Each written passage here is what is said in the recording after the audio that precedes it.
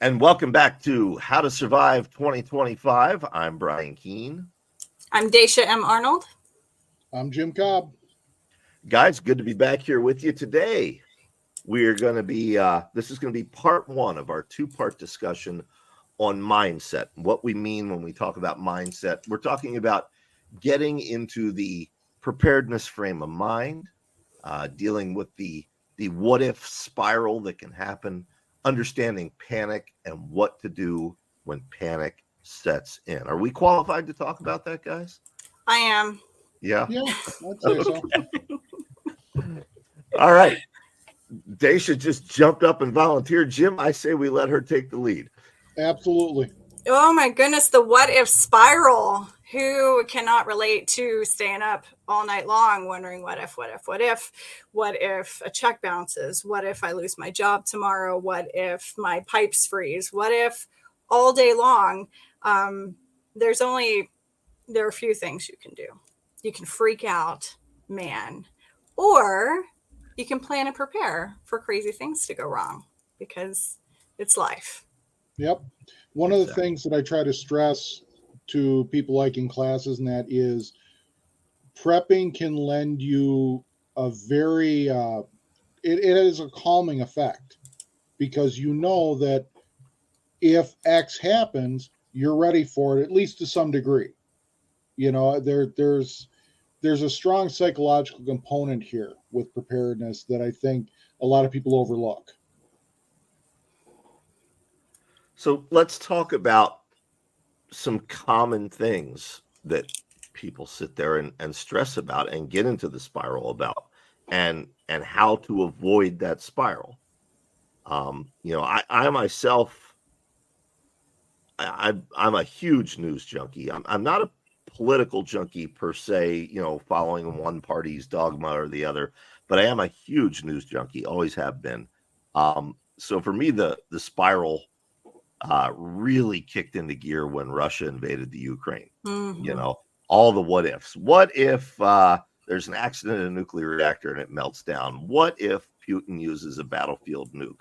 What if Ukraine uses a dirty bomb inside Russia? All these possibilities.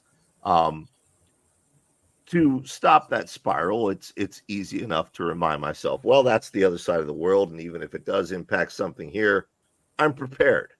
And basically just get the hell off the news for a while. Go read a book or play Fallout or something like that. What are some examples from your own lives that you can think of? I did freak out about the Ukraine and Russia war. My stepmother's from Russia. So that caused a little closer to home stress. And then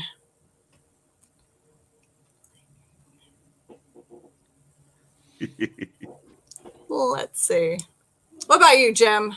Well, being firmly in Gen X, I was born and raised on global catastrophe, the threat of nuclear annihilation and all that kind of stuff. At last count, I have survived 87 predicted ends of the world.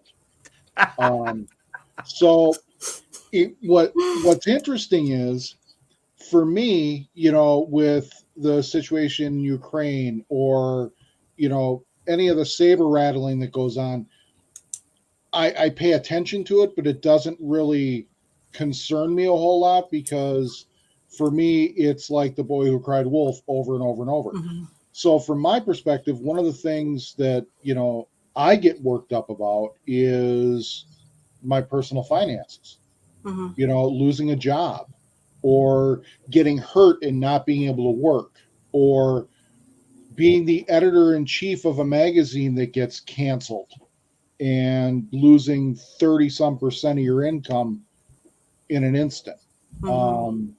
Or, any number of what we might call mundane disasters, things that it's going to be the end of the world for me and my family. That's what it's going to feel like if one of us gets hurt in a catastrophic accident, but it's going to have zero impact on anybody outside my home.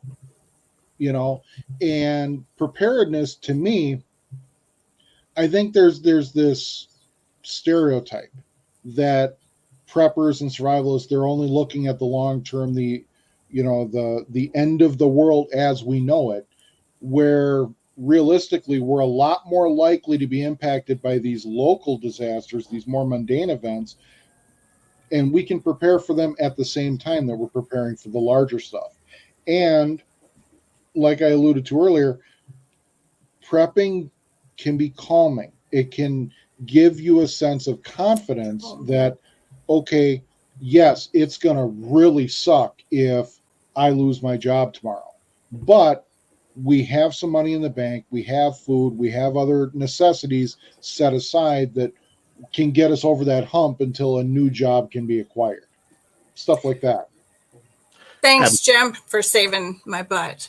No, I mean, you're absolutely right. The apocalypse, particularly for us in the field we work in, we make our living destroying the world, as it were. But the apocalypse doesn't have to be this big global event. It can be a very personalized individual thing. It can be the illness or loss of a family member. It can absolutely be the loss of a job, and dire economic circumstances. I myself, I live along the Susquehanna River in Pennsylvania. I've lived here 9 years, and in that time I've gone through 7 floods. It's the river's going to flood again. I know this. That's something that I can absolutely prepare for. In fact, it just happened last week as the remnants of Tropical Storm Debbie blew through. And there is a strange comfort in knowing I'm prepared for that. And then, when the flood happens and it's over and the water recedes, getting everything ready and prepping for the next one. It's the same as changing the oil in the car or getting the garden ready when spring comes. It's just something that I know to do.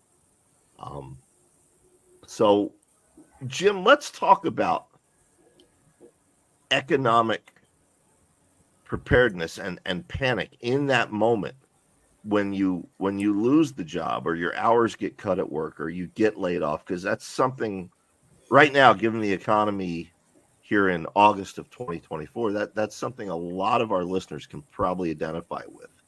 And keeping in mind that this week we're focusing on that initial panic. Mm-hmm. What do you do? The first thing you can do is stop and breathe. Mm-hmm. Just stop what you're doing, sit down, and take 3 or 4 deep breaths. And I mean, in all the way down into the belly, hold it for a second, and then blow it out very deliberately. In through the nose, out through the mouth. Do this 3 or 4 times. And I mean, it sounds so silly, but it really works. It really helps kind of center yourself and, take a beat and understand, okay, this sucks, but it's not the end of the world. Your record for surviving catastrophe is unmatched. You're every day is a new day that you break the record. Concentrate on that and realize that you've made it through all these other things in your life. You can make it through this. And ideally, you'll have some preps to fall back on again to get you over that initial hump. Whether it's having a small amount of savings in the bank, having established some type of network in your field so that when you lose that job, you have people you can reach out to and say, hey, do you have any openings? Are you aware of anything? Can you suggest my name for different things that come up, things like that? Here's a real life example. And I mentioned this before. I was editor-in-chief for Prepper Survival Guide magazine. And literally out of nowhere, the publisher decided to cancel it. There was no warning. There was no, hey, sales are a little soft. It was one day just boom, we're not doing this magazine anymore. And I'm very blessed to be in a position that this isn't catastrophic loss, but it's a big deal. It's 30% of my annual income gone in a heartbeat. Within 24 hours, I had reached out to my network of people. I had established 2 different ongoing writing gigs that are going to make up about 95% of what I lost. And I was able to do that because over the years, I had made a conscious, deliberate effort to connect with people in my field, to, partner with them on various things so that, not primarily in a situation like this, but as an added bonus is if something happens, I have people I can reach out to who might be able to help me line up new work. Mm-hmm. Has this ever happened to you before, Jim? Have you ever been in a situation, or can you think of a situation where it was like 10 times worse? When my wife and I were younger, when our kids were very little, Mm-hmm. and this is going back about 20 years, okay, just to give you a rough time frame. It was rough. It was really, really bad for us financially. We were subsisting on less than $12,000 a year. Mm. And our house payment was $1,000 a month. Been there. Yeah, I can do that math. That's rough. Yeah. I mean, that is a constant robbing Peter to pay Paul. That's scrounging spare change to buy a gallon of milk. Mm-hmm. And I have to give credit where credit is due. My wife is responsible for 95% of our recovery from that because she is a financial genius as far as I'm concerned. When it comes to personal finances, she was able to balance everything and dig us out of that hole. We're both working our tails off trying to get money to come in. But that's only part of the equation when it comes to finances. It's not just a matter of having the money coming in. You have to be able to do something constructive with it. And that's where she really, worked magic. It was like sorcery to me. To this day, I don't know how she did it. But, 20 years later, we're both sitting at, credit ratings well above 800. And we would have never done it without her. That's awesome. During that time, though, what I refer to as the dark time, it was bad. It was really, really bad. I mean, financial problems cause an unbelievable amount of stress, and it bleeds into every aspect of your relationships with people. Absolutely. Somebody invites you to go along to a movie or to go out for drinks or whatever, and you're like, I can't because I have to buy groceries. One of the things that I insisted on when we were going through all that was anytime we got some money coming in, like bonus money, like we had a rummage sale or we found a $20 bill or something like that, I insisted that half of it went towards bills or whatever, and half of it we had to spend on something fun. Because you need that release. So for example, and this is 20 some years ago, if we got an extra $20, okay, to play with, we would get pizza or some other kind of takeout and we rent a movie or two. It's cheap entertainment, but it was a release. It was, for that 2-3 hours, we didn't have to think about money. We didn't have to think about bills. We could just enjoy being parents and playing with our kids and everything else. And all of this ties into this mindset where you can't be all doom and gloom. You can't go through that 24/7. You can't just sit and ruminate over how bad the world is. Instead of doing that, take steps to make it better.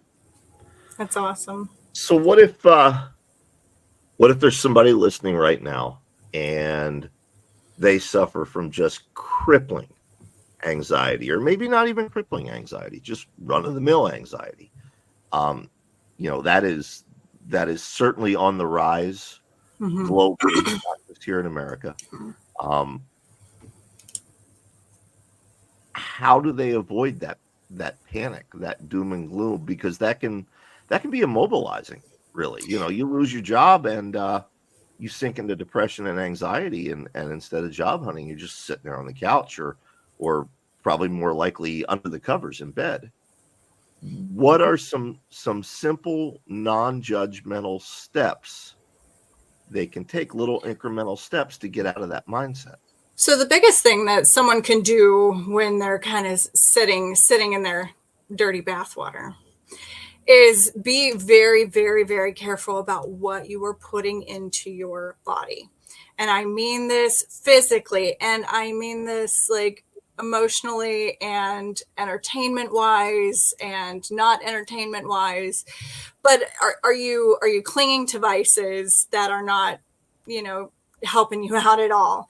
Are you stuck on Twitter, doom scrolling the latest debate?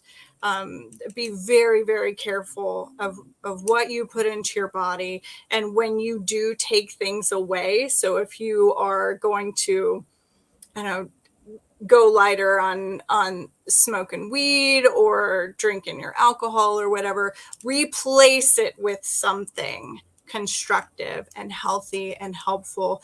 So if you're not doom scrolling Twitter, maybe you pick up a paperback, or maybe you are meditating instead, listening to some music that really speaks to your soul, even if it's, that music that we rock out to when things are shit. Definitely replace them with things that are much better.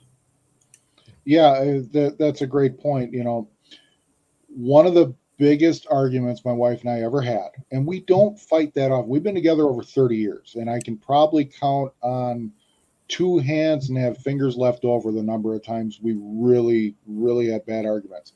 But one of the things we went back and forth about for years was I was a smoker. Mm-hmm. And even when we were at our brokest, I still managed to come up with money every day to buy cigarettes. And that drove her nuts, because she would say, if we can't afford milk, you can't afford tobacco. And eventually I did quit. And I have not turned into the type of ex-smoker that I feared I would be. I'm not, militant about it. But at the same time, I can tell you from experience that it helps to not smoke. I've never been a drinker. I never got into weed or anything like that. Tobacco was my vice. And at my worst, I was, almost 2 packs a day.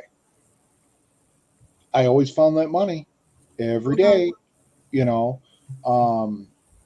but the benefits of quitting go far beyond financial. My lungs are a lot better. Granted, I replaced it with eating, which wasn't the best choice. You got to replace it with something. Yeah. But at the end of the day, I'm healthier. Mm-hmm. I don't have that stress of how am I going to afford this. I mean, I was walking through Walmart the other day and happened to go past their tobacco area.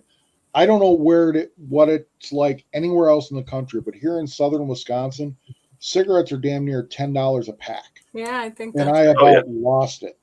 I mean, they were like $6 when I quit, and I thought that was a lot. That's a lot of money to be thrown away that you could be putting towards something more positive, more constructive, and freeing up your budget a little bit. Mm-hmm. Another point I want to make is perspective. So you were talking about how recently the magazine just completely shut down, but having like that in the back of your head, like this is not the worst thing I have ever been through, is really what keeps you, like, you take that breath and you're like, okay, at least it's not that one time when I was, in the shit. Yeah. And perspective is really, really important. And that's not to say that you need to diminish your circumstance because other people have it worse. No, the fear, the anxiety, those feelings are extremely valid. Normal people have these feelings when faced with hard times. But you also have to know that if you've gotten through worse before, that you can get through what you're facing now. Yep. And I wanted to circle back to something. You had talked about, you know, you're just sitting there in your bath, just running it over and over in your head, and you know, one of the most important things to do, I think, is in the self-defense world, they call it get off the X. Okay, where you need to take action, you need to do something. Now, here's a story. Years ago, when my kids were in elementary and middle school, there was this program called Destination Imagination. It was one of these academic team competitions where, think, okay, we're going to drop the egg from the top of the building and we need to make sure it doesn't break. And you come up with a solution for that. But then there was also an element of theater, and it was an interesting program. But I was a coach for it briefly. And one of the parts of these regional and national competitions was what they called an instant challenge, where you would take the team, which was anywhere from like 4 to 6 kids, and you'd put them in a room with a couple of adults. All the windows are closed and the door is closed, and nobody can talk about what happens in that room, which sounds a whole lot creepier than it really was. Okay? What would happen is the team would be presented with a small tray of props like pipe cleaners, paper cups, tape, thumbtacks, things like this. And they would be presented with a challenge. You need to build the tallest tower you can with these supplies in 3 minutes, go. Okay. And as the coach, I could sit in the room and watch them, but I couldn't say anything. I could give them no feedback. They had to do this all on their own. And I'll never forget this. The team that I was coaching, they pull the cover off the tray and look at the supplies. They start the clock, and these kids froze. They just stood there staring at these things, and they had like a 4-minute time frame. And for 3 solid minutes, they didn't speak. They just looked at each other and looked at the tray, looked at each other, looked at the tray. And finally, one of them picked something up and started fidgeting with it. And that's when it started. All of a sudden, they're like, oh, wait, we can do this. We can do this. We can do this. And they cobbled something together very quickly. It didn't do well score-wise. But the takeaway was get off X. Nothing happened until they took action. And they picked it up and started playing with it. And that's what started the gears going. When you're faced with a situation where you're sitting there, you don't know what to do, you're depressed, you're anxious, whatever it is, do something. Or you're going to do nothing. Right. That leads me to another part of our discussion.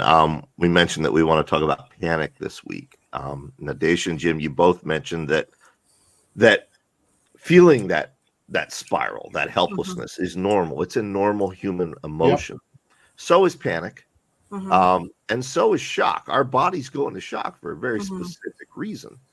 The key is to recognize when that's happening, recognize when panic is happening, and sort of short circuit that or get yourself out of that. We had talked off the air. Jim, you had asked if I'm comfortable telling this story. I am comfortable telling it. I'll warn our listeners, it might be a little disturbing for, let's say, children under the age of 14. So maybe ask them to leave the room for this part. But several years ago now, we mentioned flooding earlier in the show. I was cleaning up after another flood, specifically at my second ex-wife's house. Her place just got destroyed in the aftermath of this flood.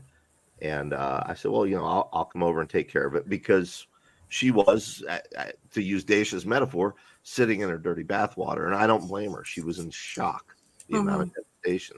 And I said, I'll get it taken care of for you. So I had a fire going to burn all the debris, all the logs and trees and telephone poles and tires and everything else that washed through her yard. And I had used kerosene, did not realize that I had gotten some on my arm. And when the wind shifted, That fire blew towards me, and I went up like a human candle. Second and first degree burns on my forehead and scalp. Second and third degree on my left arm to the point where my elbow, you could see the bone. Now, a caveat to our listeners who maybe don't know me as a writer. Here's a little fact. Most writers do not have a 401k, and we also do not have health insurance unless we're lucky enough to have a partner who has health insurance through their job. So in the immediate aftermath, I stop, drop, and roll in the flood water, okay, and I pop up, and this is exactly my thought process. I'm fine. I don't have health insurance. I'm not going to go to the hospital. I'm going to take care of this myself. I'm a country boy. I can do this. At this point, I'm now walking towards my ex-wife's house. I've been in the flood water, so bacteria and infection are concerned. So I hope she has Neosporin and hydrogen peroxide in there. And then I see my ex-wife and our son come running out of the house because, of course, they'd heard me scream. And in my shock state, I'm trying to reassure them. And I go, it's fine. I'm fine. I'm going to be okay. And our son, who's a little guy at that point, has never said a curse word in his life, says, fine, Dad, your effing arm is coming off. And poor baby. Poor baby. I look down, and sure enough, the skin around my elbow looks like dripping candle wax. Yeah. And I'm like, oh, yeah, that's not good. At which point I realized you are in shock. You are panicking. You are not helping anyone by insisting that you're not going to a hospital. Sit down. The opposite of Jim's advice, but I sat down. I waited for the paramedics. I focused on breathing for those minutes, folks. I just focused on breathing. I shut down worrying about how the hell I was going to pay for it. I focused on staying conscious and breathing. When the paramedics got there, I didn't have to focus so much on breathing anymore. I just focused on staying conscious and communicating with them. When they got me on the ambulance, and they got a morphine drip in me, the shock abated to the point where when my current wife, Mary, showed up, because my ex-wife called her and said, you need to get over here. There's been an accident. When she showed up, I waved at her and said, I'm fine, and gave her a thumbs up. With your good hand? Yeah, with my good hand. Panic and shock are normal. Depression and stress and anxiety, these can also be normal reactions. What you have to do is learn how to react to them. You don't let them rule you. You recognize that they're there. What do you guys have to add to that? What do you do? And I mean, Daisha, with your background, what do you do when someone's in shock? Well, it's different for me. So I'm not a normal human. I have very specialized training in dealing with the most grotesque, gory, outlandish injuries and illnesses that you could possibly think of while being shot at and still being able to function in some helpful way. So there is training for that. Sure. Paramedics and EMTs, they also know that fight or flight, that they have the fight and they don't have the flight, or else they wouldn't have made it through training. But it's a lot different when it's someone close to you. It's someone that you care for, but there's still like this, and we've talked about this a few times, this disassociation. It is, in the long term, it is not a healthy coping mechanism. That's why a lot of people don't become EMTs and paramedics. But disassociation from the person being your person. This summer, my husband fell and again, I guess no kids are listening, but snapped his wrist, looked like a question mark. And we have 2 very small children. And so it was later in the evening. He had chased the dog into the neighbor's yard, stepped on mud that was covered by leaves, took all his weight on his right wrist. And so I'm already in my nightgown. We're getting ready for bed. The kids are on their tablets and stuff, getting ready for bed. Well, husband is screaming in the yard. I think he wants to show me something cool. I mean, being like having a medical background, it was pretty cool, but not for anyone else. So the kids, I'm like, go to your room. I felt bad. Normally in my training, I would have splinted the injury and then treated and got him stable. But I really just needed to get dressed and take his ass to the emergency room. So kids went to their room. I went and got ready. He's breathing into a bag on the porch. We get pile everyone into the car and we get him to the emergency room. My kids did not freak out because I did not freak out. Great point. Yep. The whole time, Greg's screaming and crying. Every bump, every turn in the car was excruciating. I'm talking to my kids and telling them how they're doing such a great job. And also, I'm sick to my stomach because I'm worried about I didn't check for blood flow. What if there's no blood flow? It's 20 minutes to the emergency room. That's too long to go without. It's not. You can go probably about an hour tourniquet. But anyway, I digress. You have to keep your cool. You have to. If you know that you are a flight person, designate somebody else beforehand. This is part of that preparedness. Yep. Is go ahead and identify, like, this is not my role. I cannot do this. You are going to be the one that takes charge. So when crap hits the fan, someone falls, breaks their leg, everyone knows their roles. Your job's to freak out and their job is to act. 100%. Okay, but what if it's me? What if you're a single mom listening right now? It's you and your kid, and she knows she's flight, not fight. How does she overcome that? Just 911. I would just, when in doubt, you call somebody else. You call an audible. I don't care. If you can't do it yourself and you know that you can't do it yourself, make a plan. Well, and on top of that, one of the things that you can do is learn to recognize when you're starting to spiral, when you're starting to get that flight emotion. And when you start to feel those alert signals, do something. Try to head it off at the pass, so to speak. We talked about breathing. We talked about, trying to alter your thinking a little bit. Try these little tips and tricks to center yourself a little bit and understand that, like you mentioned, your kids are going to mirror what you do. And if you start freaking out, they're going to freak out, and you're just going to feed off of one another. I firmly believe that there are people who are kind of genetically predisposed to the flight. Yeah. Okay. But that doesn't mean you can't change that, or you can't learn coping mechanisms for dealing with it in a crisis. Some techniques that we used in the military, we call muscle memory. So muscle memory is just a task that you are able to mindlessly do no matter where your brain is. It's kind of hard to have muscle memory to react to something like an injury or fire. Goodness gracious. But maybe practice. I don't know how you would practice muscle memory.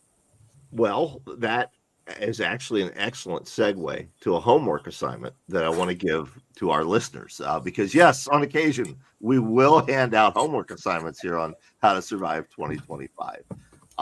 We talk about getting into the preparedness frame of mind so that maybe when it happens, instead of flight, you are fight. Now we've got listeners everywhere in all kinds of different socioeconomic situations, living conditions, geographically. Take a good look around while you're listening to this and think of some reasonable things that could happen that you can prepare for. I'm not talking about an asteroid hitting the planet. I'm not talking about a black hole suddenly being spotted right outside our solar system. I'm talking about reasonable things. If you live in an apartment complex, maybe a fire.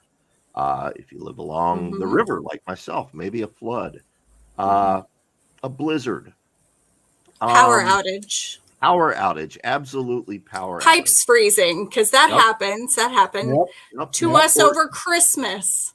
Yep. You know, if you're in the city, maybe think about political protest gone awry or, you know, some sort of civil unrest. Think about one of those scenarios this week, listeners, and then, you know, come up with a simple plan that encompasses yourself, any loved ones you may have, any pets you may have, and what you will do in that situation, and really think it through and kind of start exercising that muscle memory. Jim, Dacia, what are some things to consider when they're planning for these scenarios, for someone who's never prepped before? We're trying to teach them to get into the preparedness mindset. Yeah, so something really easy we did. Locally, our electric company decided on one of the coldest days of winter to do some work and have a power outage for X amount of hours. And my husband and I went back and forth about what are we going to do? Are we going to go to my father-in-law's house down, you know, just to take the kids and hang out? And finally, I was like, let's stay home. Let's stay home and just figure it out.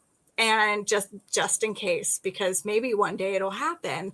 And then 2 months later, no kidding, we lost our radiator pipes froze over Christmas. And because we had already experienced not having the electricity and not running heat in the house, we knew what our wood burners capable of, and we knew how far our kerosene heaters would go, used very responsibly. But like over Christmas, we stayed home. We weathered it out. It was cold. This was 2022. It was freezing over Christmas. The kids didn't even notice. They don't even remark about it to this day.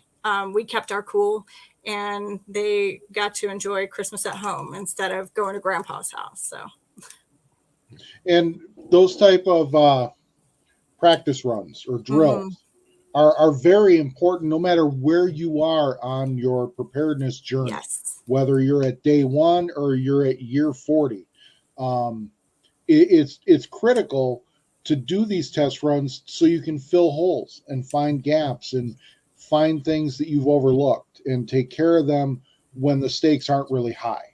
You know, one of the things that we talk about, and we'll get into this at some point down the road, are things like wild edibles and foraging for food.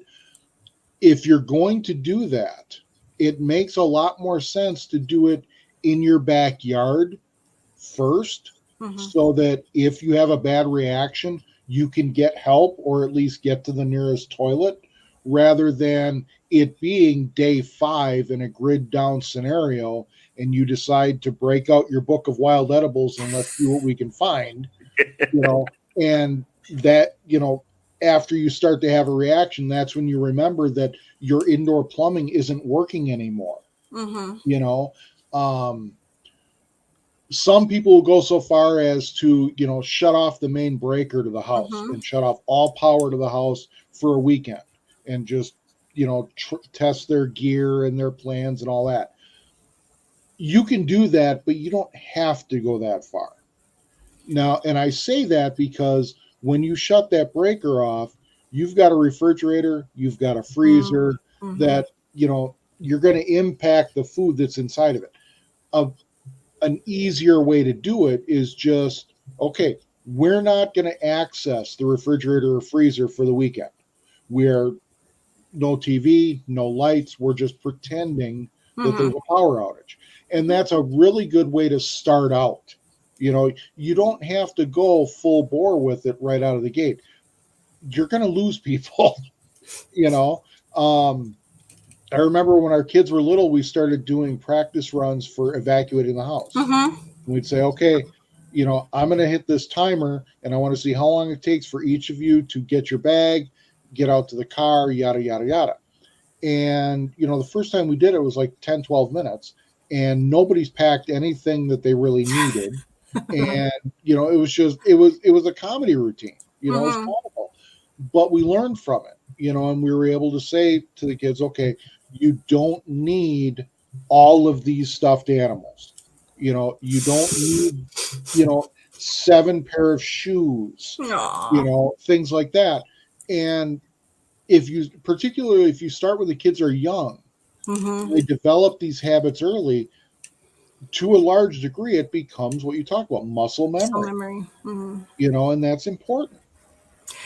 One more exercise that our listeners can do is try cutting your budget in half and living on that for a certain amount of time. I don't care if it's a week, 2 weeks, just cut it in half, really budget your groceries, budget your gas, cut back on your subscriptions for a little bit. You don't, maybe this month you listen to Pandora with commercials. I don't know what people are doing today, but something I want to recommend in my daily work as a writer. I'm a big note taker. Anytime I'm working on a book or a story, I carry around a little Moleskine notebook, and I'll write notes to myself in there. Things I want to do with the book. Maybe it's a snatch of dialogue, or maybe it's a plot point that I don't want to forget. When it comes to these preparedness scenarios and this homework, something you may want to do is make some notes. And let's go with a simple one. Let's say, I'll give you a scenario. You live in a 3-bedroom apartment with your cat, Sprinkles, and your kid, and you decide, okay, I'm going to get my preparedness mindset in case of a fire. Okay, so start working on the scenario, and you may realize, oh, I only have one fire extinguisher, and it's in the kitchen of my three-room apartment. So maybe you add a note, get 2 more fire extinguishers, 1 for each room. Maybe you write a note to yourself, check the batteries on the smoke detector.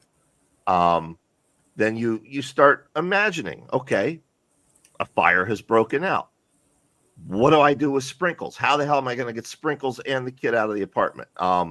Invest in a cat carrier. You jot yourself a note, if you don't have one of those. Think about various scenarios that could happen depending on where it breaks out in the apartment. Where's the exit? If it starts in your kid's room, how do you get your kid out of the room? Just note all these things. Now, don't spiral. Don't panic. This is just a homework assignment. This isn't the class final. It's not happening for real.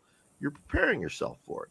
But when you're done, sit back and actually take a look at those notes, and that can really help you. Okay, now I have a checklist. Now I know what to do, and a couple weeks later, you're ready for a fire. Yep. Yeah.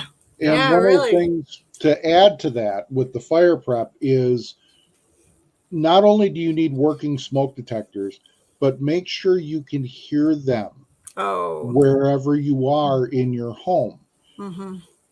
A girl that my son was dating for a long time, and to this day, we still consider her part of the family, even though they broke up.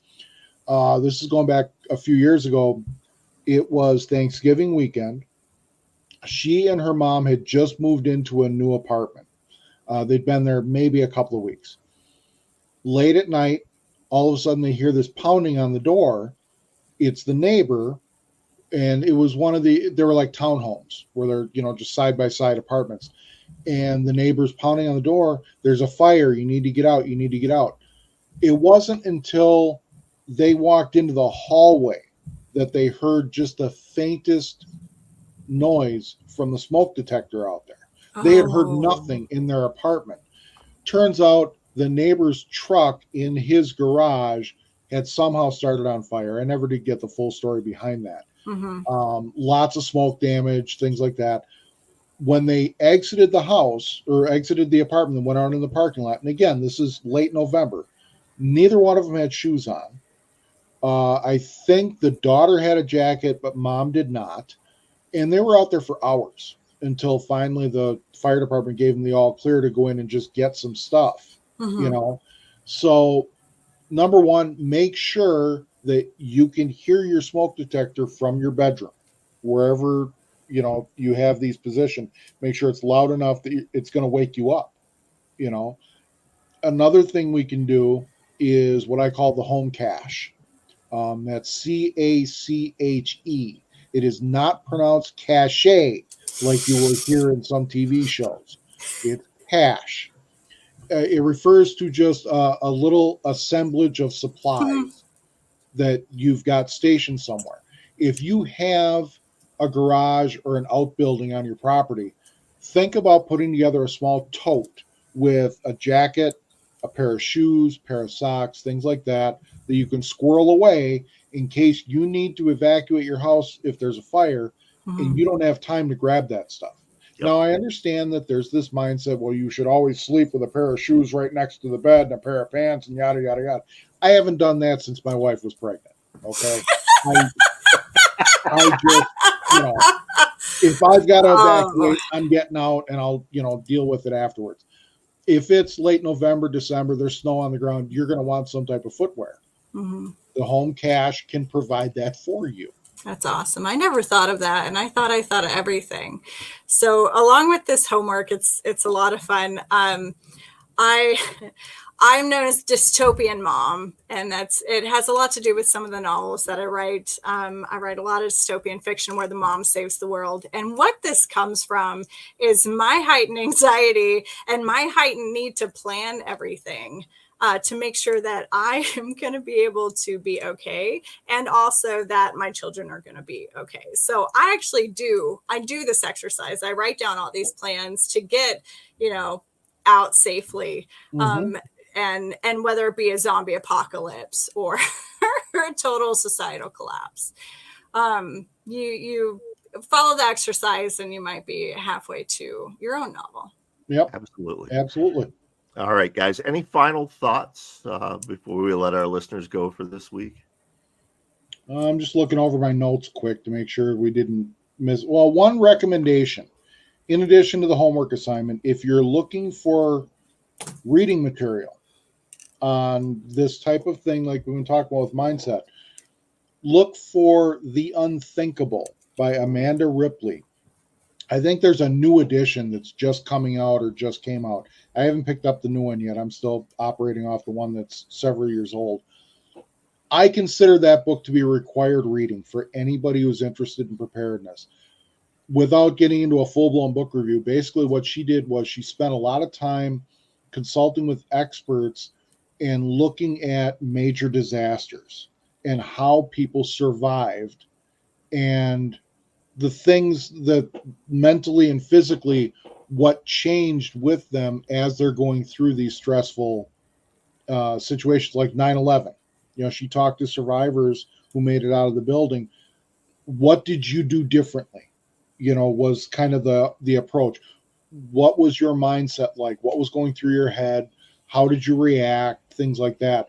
And you learn a lot about how we are hardwired to deal with stressful situations and how we can improve our reactions. It's a phenomenal book, and it's not real dry, and it's entertaining as well as educational. And we're going to talk about some of that next week as well. As I said at the start of the show, this is part one of a two-part look at mindset. Next week, we're going to talk about the letters PTSD, post-traumatic stress syndrome. What happens to your mind and your body during and after traumatic events. We'll discuss how to help loved ones cope in the aftermath, grief, survivor's guilt. We're really going to dig deep next week. It's going to be a fun show, it sounds like. And, Daisha, Jim's not going to do it, so I think you and I should do it for him. Folks, as Jim said, the magazine he's been the editor for just went out of business, 30% of his income. Now, he was absolutely right to plug the book that he did. Yes. The Unthinkable is a Bible. But maybe you pick up one of Jim's books this week as well. You ain't going to learn anything from mine unless maybe it's How to Kill a Zombie. And we're not going to get into that level of preparedness on this show. But Jim has an extensive bibliography of well-written, straight fact, no BS prepping books. Look him up on Amazon, Jim, COBB. Dacia's holding one up right now. Oh, right now, because I own it. It is mine, and not because of the show. I've actually had this book long before I even knew who Jim was. Well, I appreciate that. I really do. Of course. And Dacia, you need to get the revised second edition. All right, we'll do. Because there's a lot. There's probably about 30% of the book was added on to, and new material. We changed some things, took some things out that I didn't really care for, and it's what we in the business call the author's preferred edition. Oh. All right, guys. Well, I appreciate you both, and listeners, we all appreciate you. We are now on Spotify and Audible and iHeartRadio, and should be up on Apple by the time this episode drops. If you're enjoying the show, if you're digging it, please consider leaving a review. That really helps us out. It's that simple. Guys, anything you want the audience to know before we leave? No, just come back next week and hear what we have to say. Yeah, for that lighthearted discussion about PTSD and survivors. So excited about it. All right. We'll see you next time, folks. Sounds good.